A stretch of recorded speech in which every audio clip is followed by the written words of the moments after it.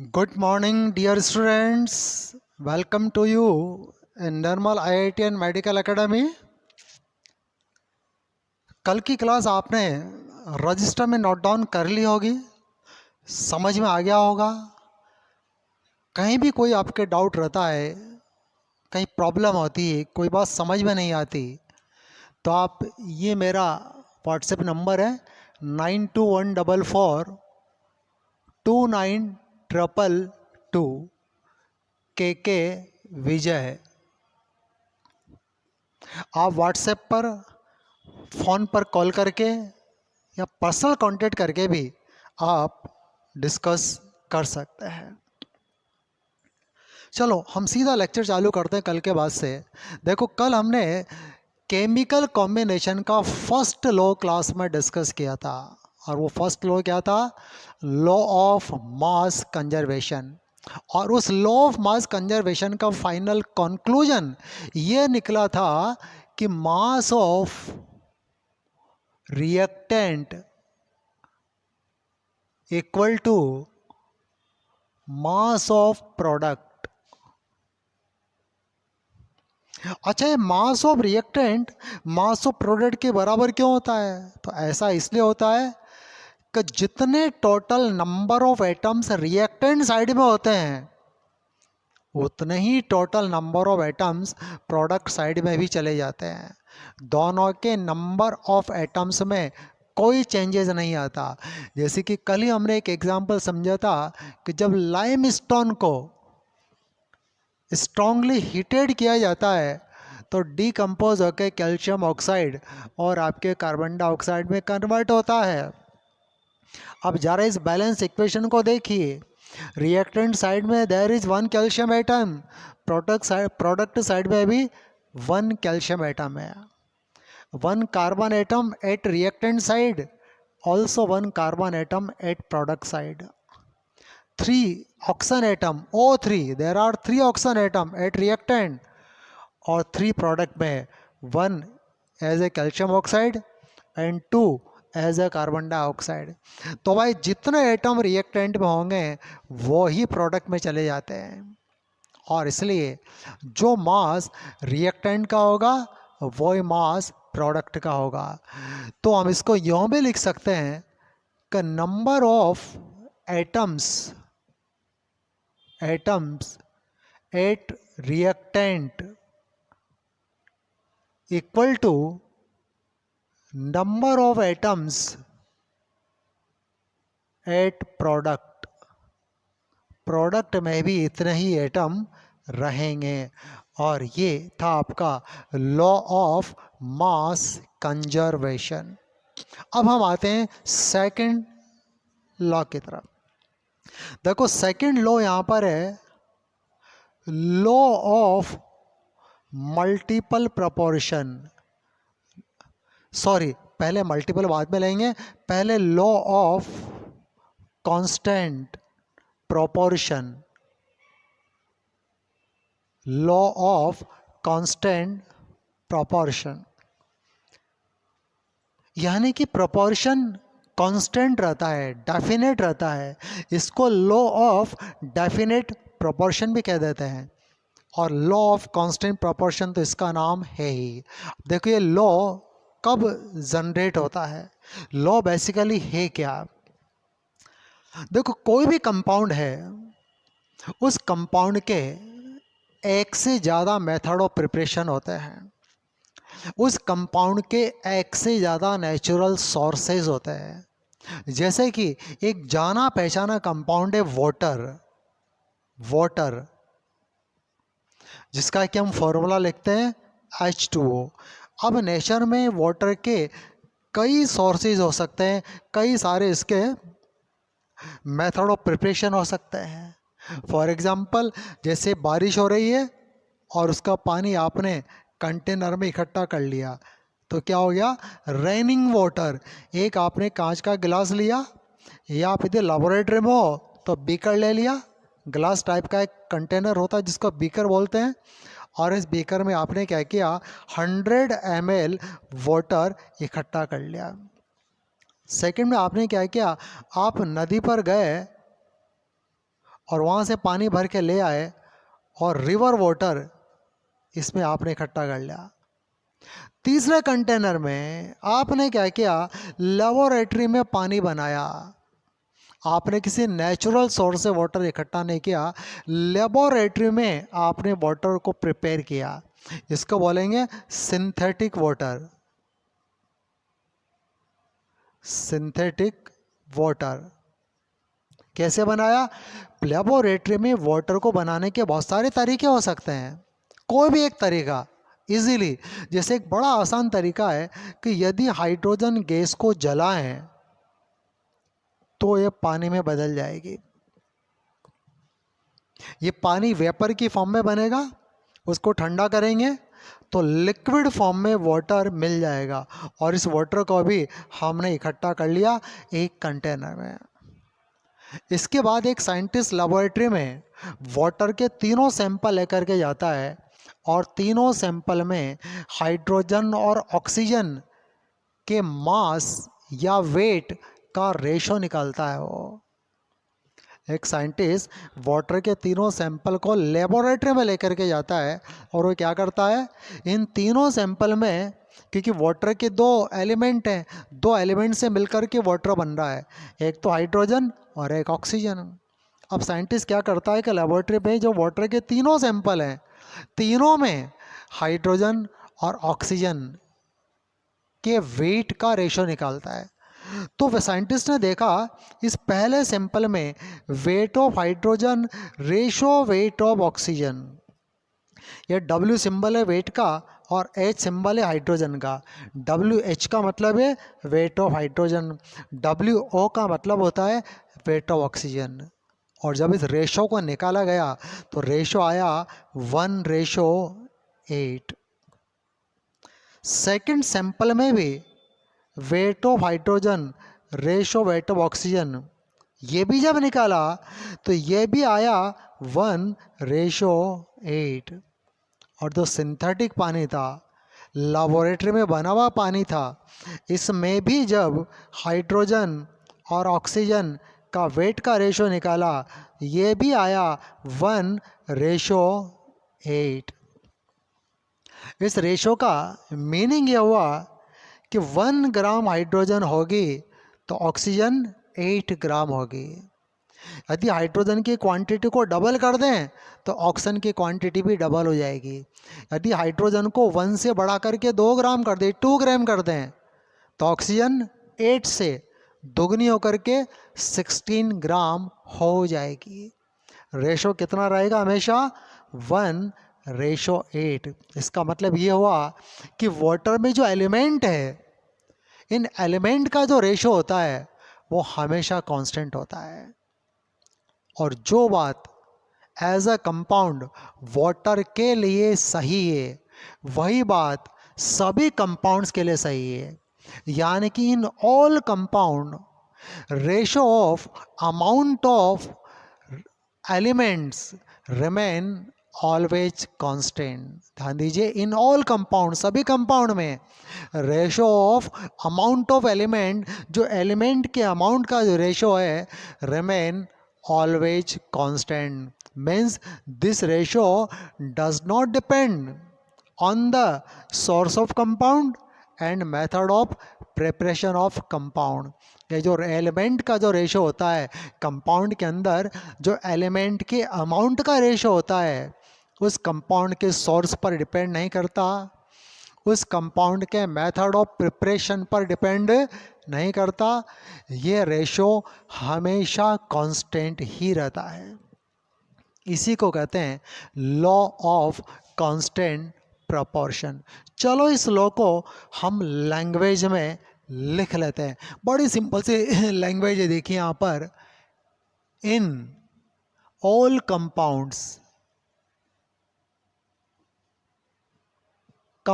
में ratio of amount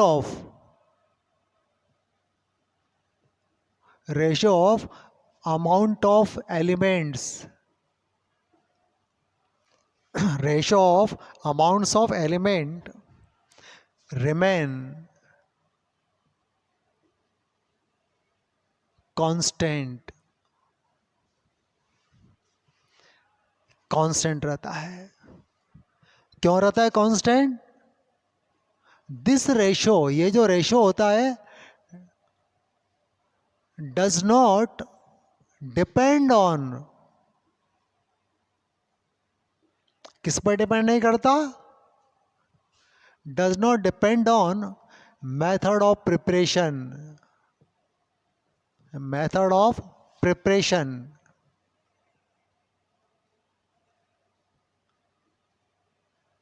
method of preparation पर depend नहीं करता, एंड सोर्सेज, और सोर्सेज पर डिपेंड नहीं करता। This is the law of constant proportion. और ध्यान दीजिए, जो बात वाटर के लिए सही है वो कार्बन डाइऑक्साइड के लिए भी सही है, अमोनिया के लिए भी सही है। इन वन सेंटेंस ये सही है for all type of compounds. ये आपके लॉ ऑफ कांस्टेंट प्रपोर्शन है। देखो एक तीसरा लॉ देखते हैं, law of multiple proportion. Law of multiple proportion.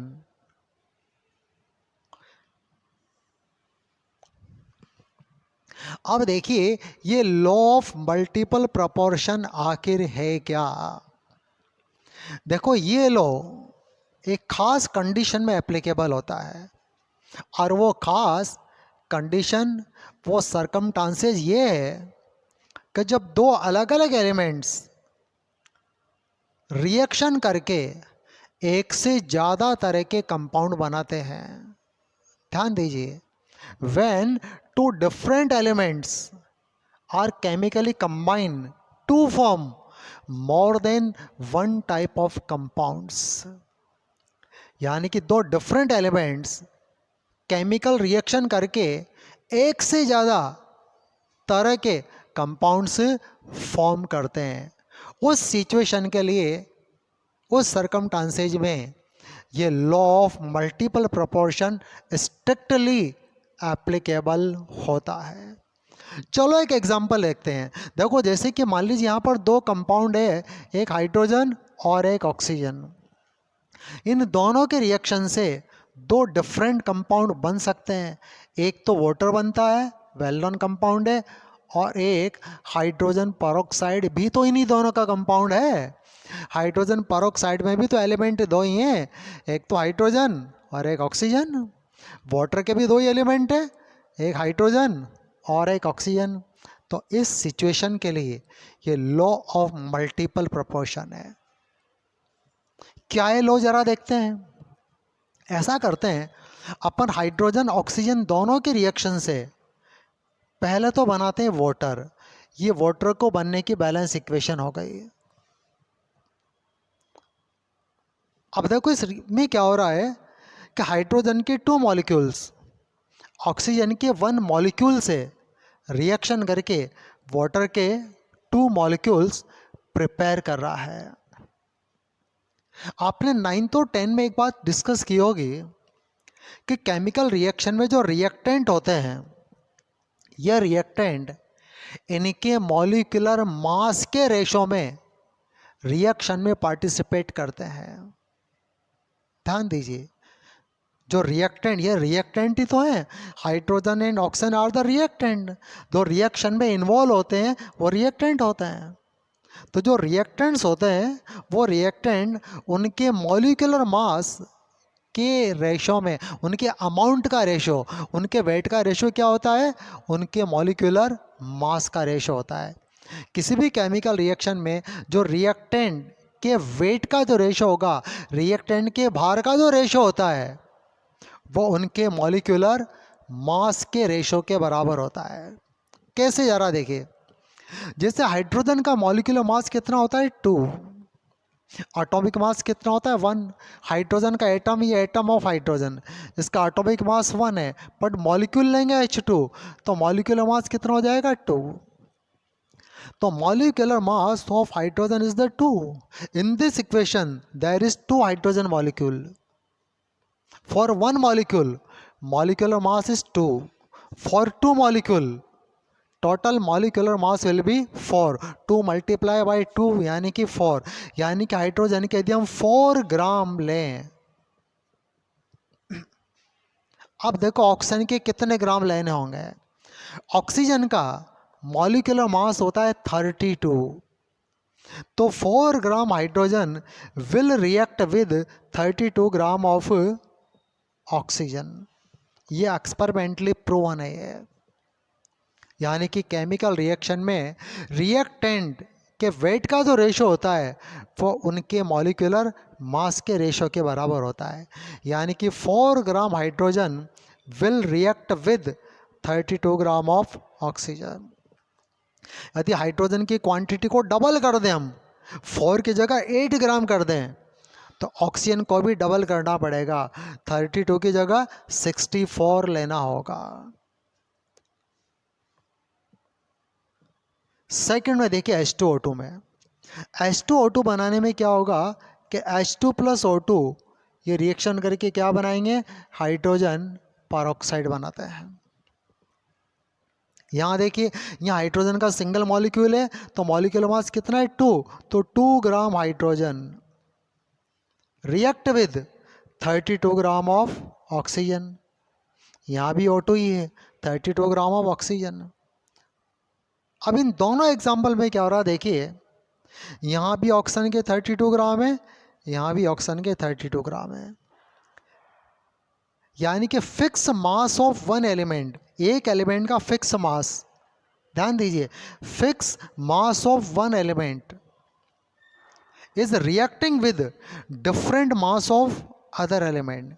Oxygen का फिक्स मास हाइड्रोजन के डिफरेंट मास के साथ रिएक्ट कर रहा है. बात समझ में आ गई कि fix mass of one element is reacting with different mass of another element. और इस अनदर एलिमेंट के डिफरेंट मास का जो रेशो होता है, चलो इसको आप नोट कर लीजिए यहाँ तक वॉच करके. अब देखिए यहाँ पर, अब ये जो हाइड्रोजन का जो डिफरेंट मास है, इसका यदि हम रेशो निकालें, देखो मैं इसको दे देता हूँ इक्वेशन 1, ये केमिकल रिएक्शन 2. अब केमिकल रिएक्शन 1 में हाइड्रोजन का मास 4 ग्राम, केमिकल रिएक्शन 2 में हाइड्रोजन का मास 2 ग्राम. और यदि दोनों का रेशो निकाले हम, देखिए कि weight of hydrogen in reaction 1 ratio weight of hydrogen in chemical reaction 2, 1 में 4, 2 में 2 ग्राम, रेशो विल बी 2:1. अब ये जो रेशो आया 2:1, इसमें दोनों का नंबर होल नंबर है. 1 2 3 4 5 ये होल नंबर्स होते हैं. और एक होता है फ्रैक्शन नंबर जो डेसिमल में होते हैं, डिवाइड में होते हैं. जैसे कि 1/2 ये आपका डेसिमल में, ये फ्रैक्शन नंबर है. जैसे कि 1.1 ये फ्रैक्शन नंबर है. 1.3 ये नंबर किसा फ्रैक्शन में है. बट 1 2 3 4 5 6 7 8 9 ये क्या है, होल नंबर है. तो ये जो रेशो होता है ना, ये हमेशा सिंपल होल नंबर में आएगा. ये नंबर कभी भी फ्रैक्शन में नहीं आएंगे. ये एक्सपेरिमेंटली प्रूवन है. और यही लॉ ऑफ मल्टीपल प्रोपोर्शन है. अब इसको लैंग्वेज में कैसे कहेंगे देखिए. तो देखिए, if two different element form more than one different compound, ध्यान दीजिए, if two different elements are chemically combined, if two different element जैसे हाइड्रोजन ऑक्सीजन, हाइड्रोजन ऑक्सीजन दो अलग अलग एलिमेंट है, are chemically combined to form more than one compound, दोनों reaction करके एक से ज़्यादा कंपाउंड बना रहे हैं, more than one compound, then fix mass of one element react with different mass of another element, then ratio of different mass of another element will be in simple and whole number ratio.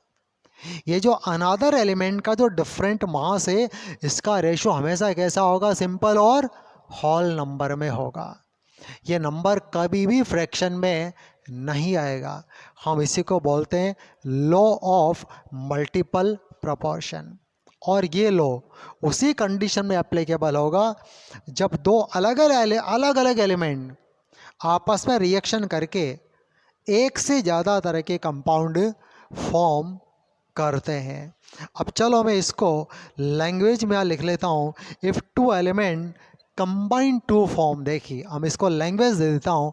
If two elements combine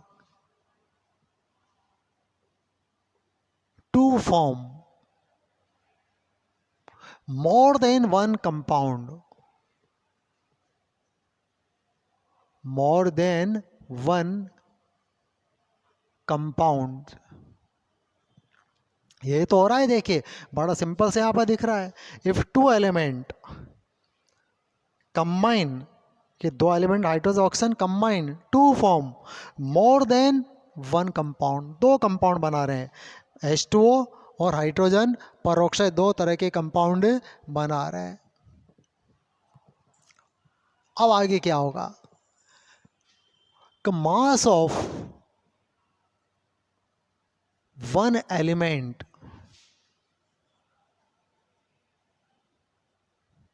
combine with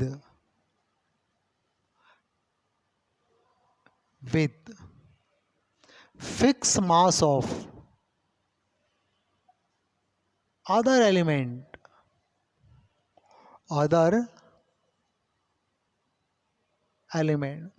कि mass of one element combine with fix mass of other element. जैसे यहाँ पर hydrogen का mass fix कर दिया, sorry oxygen का mass fix है 32 तो हाइड्रोजन का मास क्या हो गया? सिंपल होल नंबर रेशो में चला गया। वही चीज़ यहाँ पर आप लिख रहे हैं कि mass of one element combine with fix mass of other element. जैसे हाइड्रोजन का मास ऑक्सीजन के फिक्स मास से रिएक्शन कर रहा है, तो हाइड्रोजन के मास का रेशियो क्या होगा? सिंपल एंड होल नंबर में होगा। तो mass of one element combine with fix mass of other elements will be in simple and whole number ratio, whole number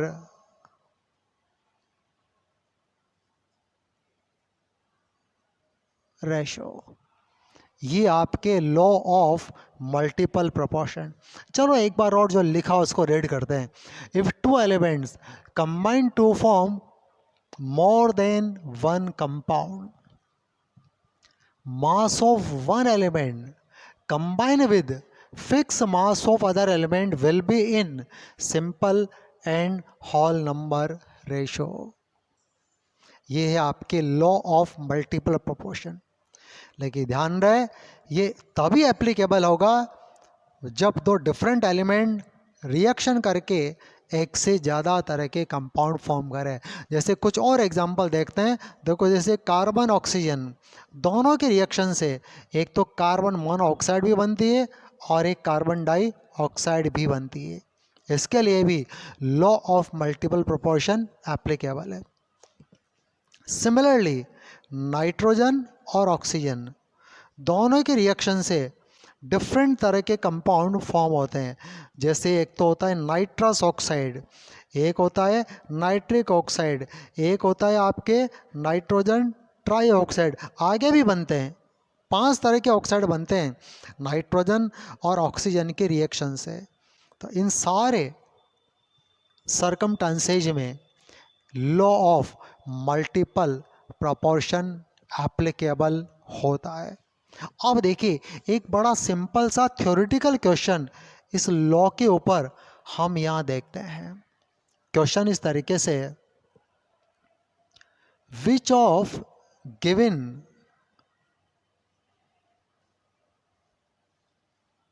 group of compound,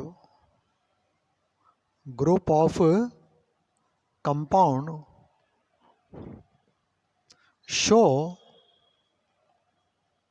the law of multiple proportion. चार option में लिख देता हूं। A देखिए, NaCl and KCl। Option B, lead monoxide and lead dioxide. Option C, aluminium trifluoride and ferric chloride. Option D, H2O and H2S। ये चार option हैं। चारों ऑप्शन में दो दो कंपाउंड के ग्रुप हैं। पहले में NaCl और KCl। सवाल क्या है कि which of the given group of compound show the law of multiple proportion. कौन से कंपाउंड का ग्रुप मल्टीपल प्रोपोर्शन के लॉ को शो करेगा? तो भाई ऐसे कंपाउंड का ग्रुप जो केवल दो एलिमेंट से बना हो। जब भी दो एलिमेंट रिएक्शन करके एक से ज़्यादा तरह के कंपाउंड बनाएंगे तो वहाँ पर law of multiple proportion apply होगा। तो ऑप्शन ए में तो नहीं हो रहा, ये तो हमारा आंसर नहीं है, क्योंकि ये तो कंपाउंड सोडियम और क्लोरीन का है और ये पोटेशियम क्लोरीन का है। बी ज़रा देखिए, बी ये लेड और ऑक्सीजन, यहाँ पर दो एलिमेंट है। पी भी सिंबल है लेड का, ऑक्सीजन होता है ये। एक तो बन रहा है लेड मोनोऑक्साइड, एक बन रहा है लेड डाइऑक्साइड, और यही आपके लॉ ऑफ मल्टीपल प्रोपोर्शन के अकॉर्डिंग है। क्योंकि एलिमेंट दो है, लेड और ऑक्सीजन। कंपाउंड एक से ज़्यादा है, लेड मोनोऑक्साइड, लेड डाइऑक्साइड। ये भी लेड और ऑक्सीजन का कंपाउंड है और ये भी लेड ऑक्सीजन का कंपाउंड है। सी में देखिए, aluminium trifluoride, compound of aluminium and fluorine. Ferric chloride, compound of iron and chlorine, बिल्कुल ही अलग अलग है। डी में भी अलग अलग है। ये वाटर है, हाइड्रोजन ऑक्सीजन का। ये H2S है, हाइड्रोजन और सल्फर का। तो यहाँ पर हमारा करेक्ट आंसर होगा यहाँ पर बी, और यही आपके लॉ ऑफ मल्टीपल प्रोपोर्शन है। चलो इसको आप पॉज करके रजिस्टर पर नोट कीजिए। अब आगे इसके बाद फोर्थ नंबर का लॉ हम चलो देखिए, हम देखते हैं फोर्थ नंबर का law, law of chemical combination में। यहाँ पर एक साइंटिस्ट के नाम से गैलुसेक, लॉ ऑफ, ये गैलुसेक एक साइंटिस्ट का नेम है। Gay-Lussac law of gaseous volume, gaseous volume, Gay-Lussac law of gaseous volume. देखो ये लॉ उन केमिकल रिएक्शन के लिए है जिनमें रिएक्टेंट और प्रोडक्ट गैस हो। ध्यान दीजिए, ये लॉ उन केमिकल रिएक्शंस के लिए जिसमें रिएक्टेंट्स और प्रोडक्ट गैस हो, यानी कि फॉर गैसियस केमिकल रिएक्शन। और लॉ क्या है देखिए, लॉ इस तरीके से है, in gases chemical reaction volume of all reactants and products are in the simple whole number ratio। चलो पहले लॉ लिखते हैं फिर इसको समझते हैं। का इन गैसियस केमिकल रिएक्शन, हम उन रिएक्शंस की बात कर रहे हैं जिनके रिएक्टेंट और प्रोडक्ट की फिजिकल स्टेट गैस हो, सॉलिड नहीं है, लिक्विड नहीं है, क्या हो, गैस हो। In gases chemical reaction ratio of volume of, अच्छा गैस की क्वांटिटी को वॉल्यूम में मेजर करना ज़्यादा आसान होता है, वेट में मेजर करना मुश्किल है, क्योंकि तराजू में गैस को भर के तोलना मुश्किल होता है। बट वॉल्यूम निकाल सकते हैं कि लीटर, मिलीलीटर, इस तरीके से। तो in gases chemical reaction, ratio of volume of reactant and products are in simple and whole number।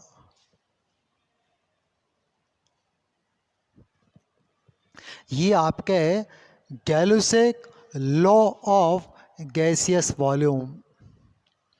In gaseous chemical reaction, ratio of volume of reactant and products are in simple and whole number। चलो कुछ example देखते हैं। जैसे कि hydrogen और chlorine की reaction से HCl बनता है। अब यहाँ देखो, हाइड्रोजन गैस होती है, जी का मतलब गैस, क्लोरीन की फिजिकल स्टेट भी गैस होती है, और HCl की फिजिकल स्टेट भी गैस होती है। ब्रैकेट में जी का मतलब गैस है। तो साइंटिस्ट ने लैबोरेटरी में एक्सपेरिमेंट करके देखा, यदि 1 लीटर हाइड्रोजन ली जाए तो इससे रिएक्शन करने के लिए क्लोरीन भी 1 लीटर ही लेनी पड़ेगी, और रिएक्शन के बाद HCl कितनी बनेगी? 2 लीटर फॉर्म होगी HCl। ये प्रैक्टिकली प्रूव्ड है। तो अब इसमें क्या होगा, देखिए, यदि हाइड्रोजन की क्वांटिटी हम 1 लीटर से बढ़ा करके 10 लीटर कर दें, तो क्लोरीन की क्वांटिटी भी हमको इतने ही गुना बढ़ानी पड़ेगी, 1 से 10, और HCl 2 से बढ़ के कितनी हो जाएगी? 20 लीटर, 20 लीटर। तो अब इस रिएक्शन में volume of hydrogen ratio volume of chlorine ratio volume of HCl और इक्वल होगा 1:1:2, यानी कि रेशो भी simple and whole number ratio होगा। हम इसको बोलते हैं Gay Lussac law of gaseous volume. एक और एग्जांपल देखिए।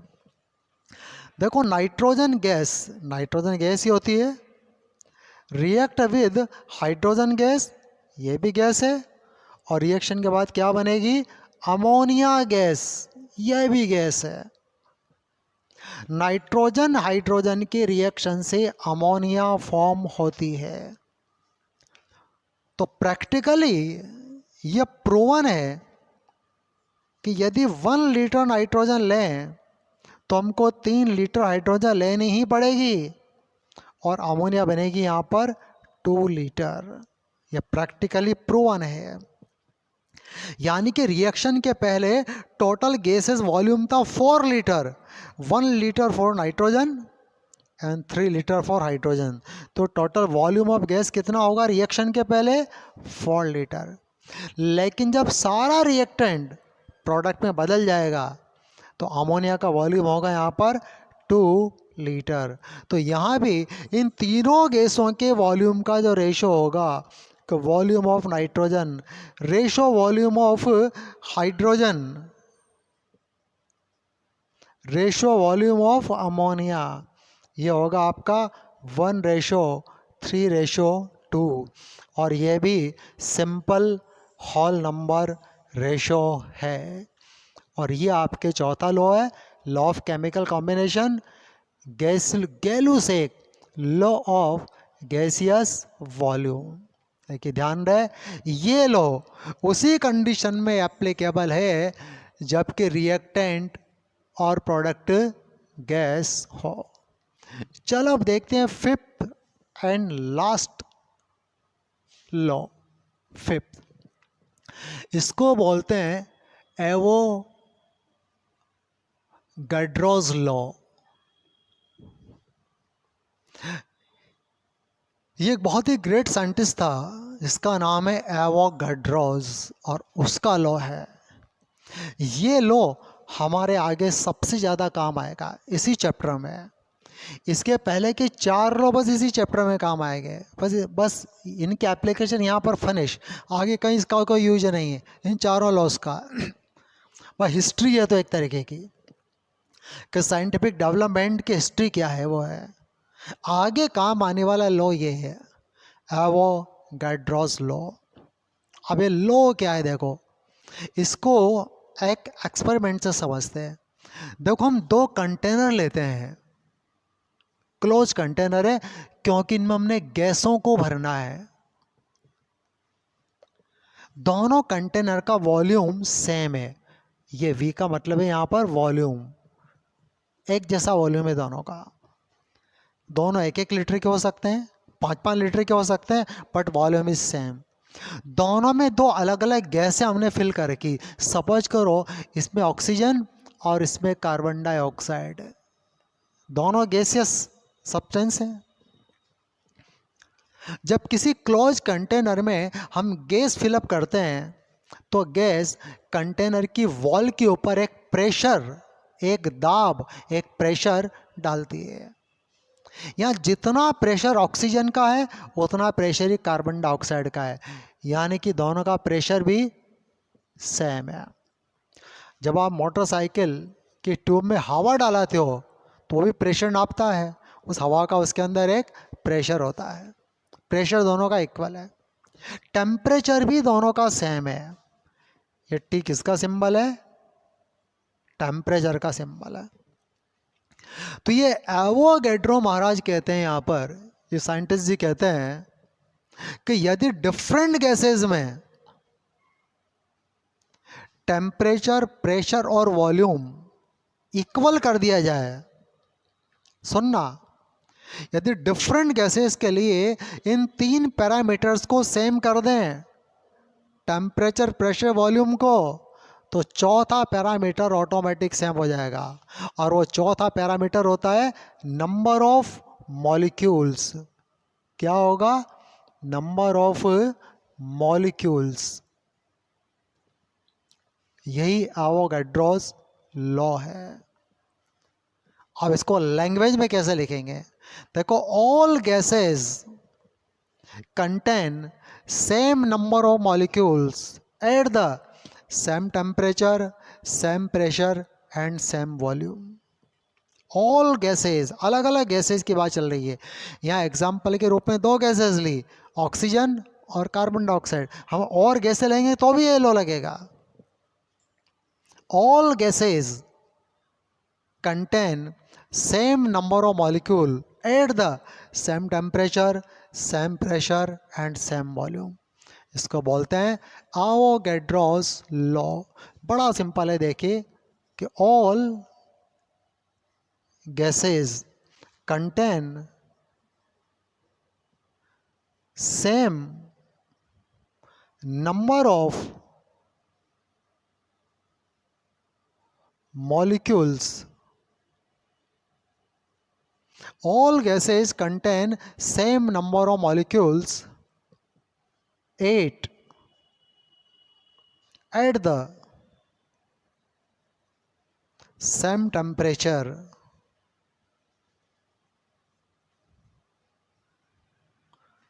same pressure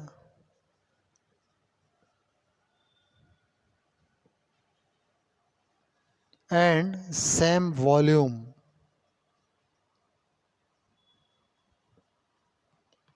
और ये आपके एवोगैड्रोस लॉ है। तो ठीक है बच्चों, आपके समझ में आ गया होगा ये। अब कल इस एवोगैड्रोस लॉ की कुछ एप्लीकेशन हम डिस्कस करेंगे। देखो, मैंने कहा है कि ये बहुत इम्पोर्टेंट लॉ है, इस चैप्टर में यही आगे हमारे काम आने वाला है। आज जो भी आपने क्लास में पढ़ा उसको केयरफुली समझ करके अपनी हैंड राइटिंग से, अपनी बुद्धि से रजिस्टर पर नोट करना, अपने ऑन रिटन क्लासरूम नोट्स आप बना लीजिए।